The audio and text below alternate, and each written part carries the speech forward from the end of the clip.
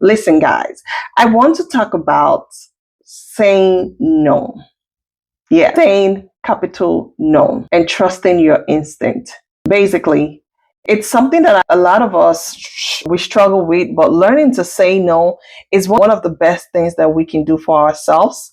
It's for our peace. It's for the energy that you want around you. It's for your time, your space. You just name it. The ability to just say no. I have had moments when I said yes to things that I should have said no to. And later I regretted big time not following my instincts. Yes, I did regret. And there are some that is still fresh in my head right now that I wish if I can turn back the ends of time, I could have actually said no to, just to protect my peace, just to protect my space, my time, my energy, and all of that. In that context, I know some of you can relate to what I just said. And maybe you didn't want to disappoint people. You didn't want to make people feel bad by saying no. So you chose to say yes just to be on the good book of people. And maybe you felt pressured, or at the end of the day, you lost more than you gained. So the truth is, your responsibility is to look out for yourself. Because at the end of the day, that person who is expecting you to say yes is only looking for what is going to favor them. They're only looking for their own interest, not your interest, because they don't care if you're saying yes is going to impact you in a negative way. But they're just looking out for themselves. If it doesn't serve you good, if it's not good for you, just say no and be firm. Just say no and stick with it.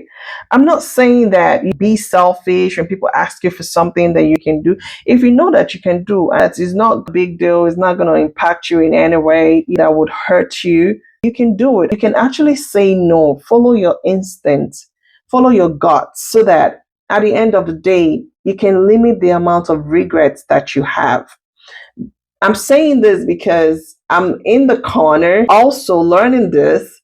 I'm not saying you want to be self centered, but you must know what is right for you. You must know what is wrong, what is going to serve you, and also be bold enough to stand and remain firm and say no. Okay, so remain firm and be very forceful, because sometimes your no has to be firm and forceful for it to be heard. So you have to remain accountable for your decision, regardless of the situation. But I just want to call your attention to this, to pay more attention to your yes and no.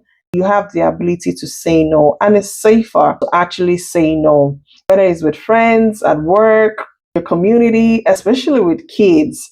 I think what matters is being firm for it to be heard. That's what matters. I mentioned kids now, and it came to my head. We also need to teach these kids how to say no. Because let me tell you something, there's a kingdom called peer pressure. Peer pressure is winning, it's winning souls. Peer pressure is winning souls. It's real, and teaching our kids to learn to say no can actually save them from bad influence. It can save them from making a lot of mistakes.